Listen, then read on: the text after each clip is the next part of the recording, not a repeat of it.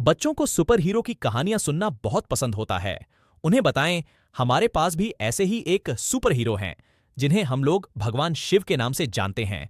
लेकिन जैसे दूसरे सुपर हीरो को लोग अलग अलग नाम से बुलाते हैं, वैसे ही भगवान शिव को देवों के देव महादेव, शंकर, नीलकंठ, गंगेश्वर, नागेश्वर आदि के नामों से बुलाया जाता है। यहाँ हम आपको बच्चों के लिए भोले बाबा से जुड़ी कुछ ऐसी कहानियां बताने जा रहे हैं जिसके बारे में आपके बच्चे को पता होना चाहिए। 1. भगवान शिव की जटाओं से गंगा क्यों बहती है? कि गंगा नदी पहले पृथ्वी पर नहीं थी, वह स्वर्गलोक में बहती थी। ऐसा क्या हुआ जिसकी वजह से गंगा मैया को पृथ्वी पर आना पड़ा? भागीरथ नाम के एक प्रतापी राजा थे और वो चाहते थे कि उनके पूर्वजों को जीवन मरण के दोष से मुक्त कर दें, और इसके लिए मां गंगा पर धरती को आना होगा। उन्होंने अपनी इस इच्छा को पूरा करने के लिए मां गंगा की तपस्या की और वो उनकी तपस्या से प्रसन्न भी हो गई थी। लेकिन उन्होंने बताया कि यदि वो स्वर्ग से पृथ्वी पर आएंगी तो पृथ्वी उनके प्रवाह को बर्दाश्त नहीं कर पाएगी। ये बात सुनकर भागीरथ विचार में कि मां गंगा को धरती पर लाना कैसे संभव होगा। फिर उन्होंने भागीरथ शिव की तपस्या की और उन्हें प्रसन्न भी कर लिया। भगवान शिव ने उनसे वरदान मांगने को कहा तो भागीरथ ने भगवान से मां गंगा के पृथ्वी पर आने की इच्छा जताई और अपने मन की सारी बात उनके सामने व्यक्त की। फिर क्या था, सबके दुखों को दूर करने वाले शंकर भगवान भागीरथ की इच्छा को कैसे न पूरा करते। जैसे ही मां गंगा पृथ्वी पर आने लगी, प्रभु ने उन्हें अपनी जटाओं में धर लिया और फिर उनकी जटाओं से गंगा मैया 7 धाराओं में प्रवाहित हो गई। 2. क्यों रहता है शिव जी के सिर पर विराजमान आधा चांद? तो हुआ कुछ ऐसा कि चंद्र, जो खुद बेहद खूबसूरत थे, उनका विवाह दक्ष प्रजापति की 27 नक्षत्र कन्याओं के साथ हुआ। चंद्र का स्नेह रोहिणी के प्रति ज्यादा था। इस बात प्रजापति के अन्य कन्याओं से सहन नहीं होती थी। वे सभी अपना दुख अपने पिता को बताने लगी। क्रोधी स्वभाव के प्रजापति ये सुनकर गुस्से में आ गए और उन्होंने चंद्र को यह श्राप दे दिया कि वो क्षय रोग से ग्रस्त हो जाएं। इस प्रकार चंद्र क्षय रोग से ग्रसित होने लगे। चंद्र का यह हाल देखकर नारद जी उन्हें भगवान शिव की आराधना करने के लिए कहा। उनकी आराधना को देखकर शिव जी ने उन्हें दोबारा जीवन प्रदान करते हुए उन्हें अपने मस्तक पर विराजमान कर लिया। इस प्रकार चंद्र धीरे धीरे ठीक होने लगे और पूर्णमासी के दिन पूर्ण चंद्र में प्रकट हुए। ऐसे ही भगवान शिव अपने उपासक को कभी खाली हाथ नहीं जाने देते। बच्चों, इसलिए कहते हैं कि जब हम सच्चे दिल से प्रभु से कुछ मांगते हैं तो वो हमारी प्रार्थना को सुनकर मृत्यु तक को टाल सकते हैं। 3. शिव जी की तीसरी ओ अंक क्यों है? महादेव के चमत्कारों और दया के किस्से आपने बहुत सुने होंगे। आइए अब जानते हैं आखिर उनकी तीसरी आंख का क्या मतलब है। शंकर भगवान की तीसरी ओ अंक का जिक्र पुराणों में भी किया गया है।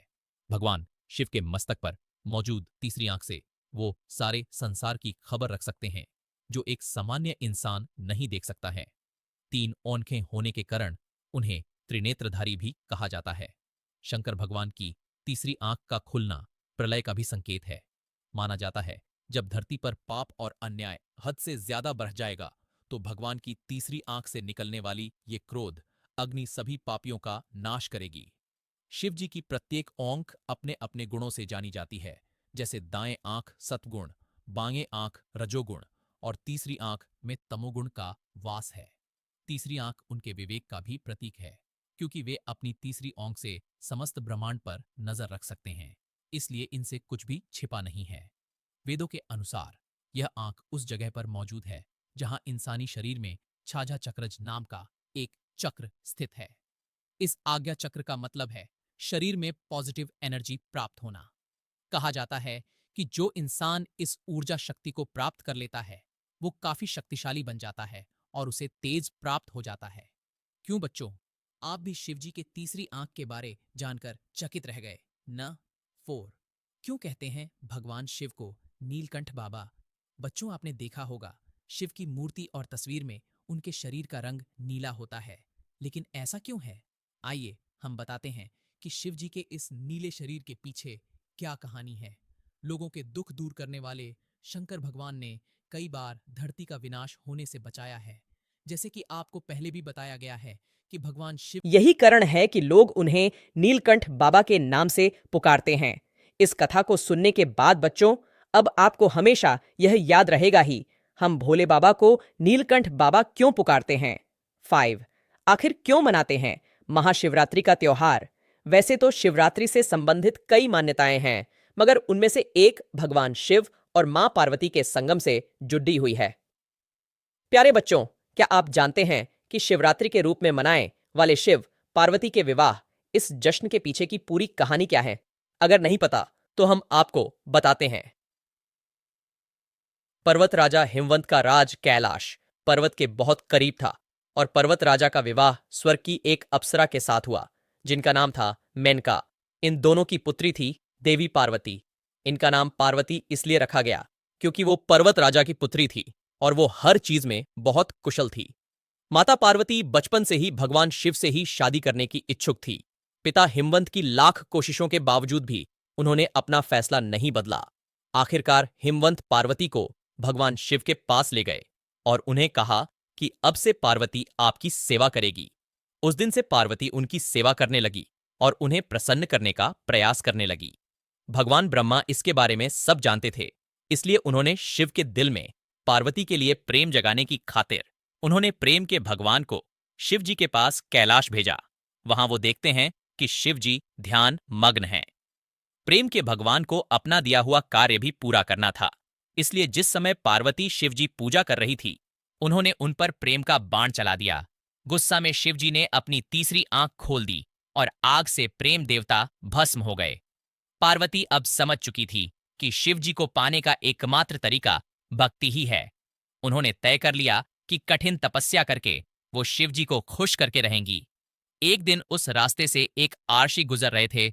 उन्होंने पार्वती से सवाल किया कि हे सुंदर कन्या, तुम इतनी घोर तपस्या किसे पाने के लिए कर रही हो? वो तुम्हारे लायक नहीं है। उस पर विश्वास मत करो कन्या और लौट जाओ। शिव के बारे में यह सब सुनकर पार्वती मां क्रोध में आ जाती है और कहती हैं कि उन्हें उनकी तपस्या करने दें। ये सुना ही था कि शिव जी एक आर्षी से अपने असली रूप में आ जाते हैं और पार्वती मां अपनी परीक्षा में सफल हो जाती हैं। इस प्रकार भगवान शिव माता पार्वती से विवाह करने के लिए तैयार हो जाते हैं। दोनों का विवाह बहुत धूमधाम के साथ होता है। फिर सभी देवता शिव जी से आग्रह करते हैं कि वो प्रेम के देवता को दोबारा जीवन प्रदान करें। वो ब्रह्मा जी द्वारा दिए गए कार्य को पूरा कर रहे थे। इस तरह प्रेम के देवता को जीवनदान मिल जाता है। तो देखा बच्चों आपने कैसे माता पार्वती की कठिन तपस्या के बाद उनका और भगवान शिव का विवाह संभव हुआ। यही थी शंकर भगवान से जुड़ी कुछ कहानियां। आप ऐसे ही बच्चों यही थी शंकर भगवान से जुड़ी कुछ कहानियां। आप ऐसे ही बच्चों को कहानी के रूप से यह कथाएं सुना सकती हैं। ऐसे ही भगवान शिव को महादेव की उपाधि नहीं मिली है। उन्होंने बहुत बार पृथ्वी को विनाश से बचाया है। इस प्रकार आप भगवान शिव के गले में लिपटे सर्प, उनके डमरूकर, रुद्राक्ष, त्रिशूल और कैलाश पर्वत आदि से जुड़ी बातें कहानी के अंदाज में बताएं। ऐसे ही एजुकेशनल वीडियो के लिए कृपया इस चैनल को लाइक, शेयर और सब्सक्राइब करें। धन्यवाद।